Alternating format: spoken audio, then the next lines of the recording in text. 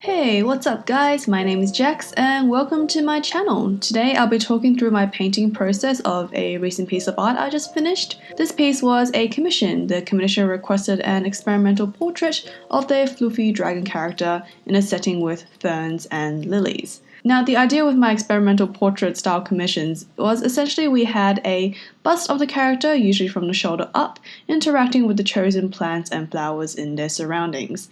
My aim when I began doing these was to have them interact with the plants in some interesting creative way, which is why I called them experimental portraits. But over time I sort of ran out of ideas, and now they're just typically the character surrounded by a bunch of pretty leaves and flowers. And you know what? No one's complaining. So for this piece, my initial idea was to draw the character with their head down but kind of looking up towards the viewer, and then have them surrounded by the ferns and lilies and just have this super sharp spotlight of sunshine beaming down on them, creating this circle of light on the character but still keeping the edges around the piece super dark and in the shadows. And my first sketch didn't quite get the look I was aiming for in my head, but then I still thought the sketch looked pretty good and decided, heck, let's roll with this. Then I started putting in the leaves, which is usually a pretty smooth process, except when you have ferns. My god, I hate these things. Why leaf? Why do you need more leaf?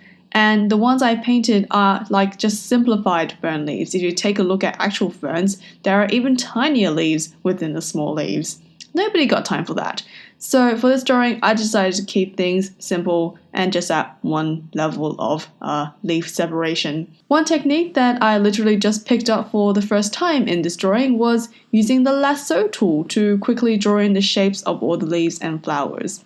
Holy crap, how have I not known about this until now? I can't even comprehend how much easier it made blocking in all those plants. I don't know why or what it is about this particular process that made doing the leaves easier than what I used to do, which was just to stroke in each of the leaf shapes using a hard, sharp tipped brush. If I were to guess, I think it was the ability to create the sharp, precise edges using this technique that kind of makes leaf creation just infinitely easier. Anyway, it was kind of an unexpected epiphany, and you guys will definitely see me using a lot more of it in the future. Not only for these, but even for things like blocking in chunks of hair or creating the jagged edges of rocks or mountain peaks. It's so weird how a tool that's always just been there just suddenly has been given a whole new meaning overnight, even when probably just a week ago I wouldn't have even touched it. Moving on to the colors, main thing that really drew me to this character in the first place were their deep reddish pink colors, contrasted with the slightly off-white super fluffed up mane. The first ideas that popped into my head after seeing the design, and ultimately the idea I ended up going with, was to have some really nice striking red and green contrasts. As you all know, I love working with complementary color schemes, and red and green are complementary colors. Yet probably out of all combinations, it's the pairing that pops up the least in my work. And I really haven't made anything with those colors recently, so this piece was really just begging me to hit it up with some nice bold red-green color contrasts. So I painted in the colors of the character first, picking colors directly from the reference, and then I created a few layers on top of the base color, set them to multiply and overlay. And these basically just let me quickly render in where the shadows would go and set the overall lighting scheme for the piece. But yeah, no more epiphanies for the rest of this drawing, unfortunately. The painting process pretty much played out like it usually does. Trusty old watercolor brushes, can't ever go wrong with them.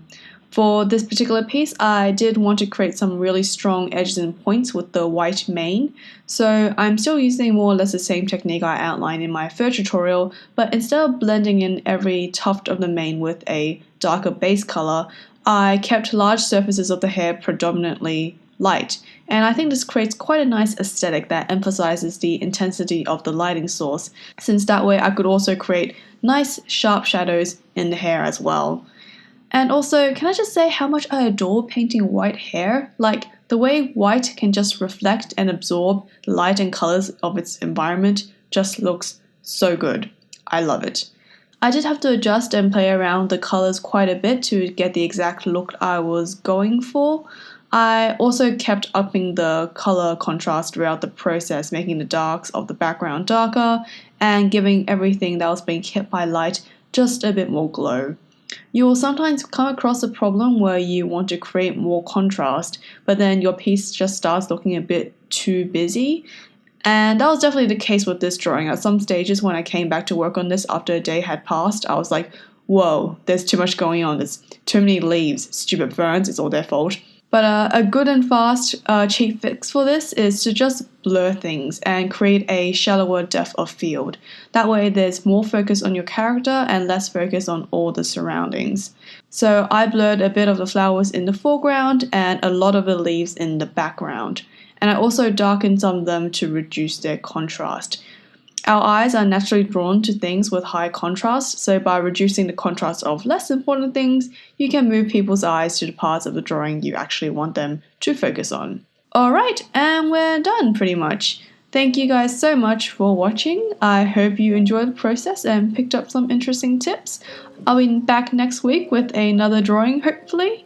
I also have like 50 essays to mark, so we'll see. In the meantime, make sure you like, subscribe, and leave a comment letting me know what you're currently drawing. And I'll catch you all next time. Bye!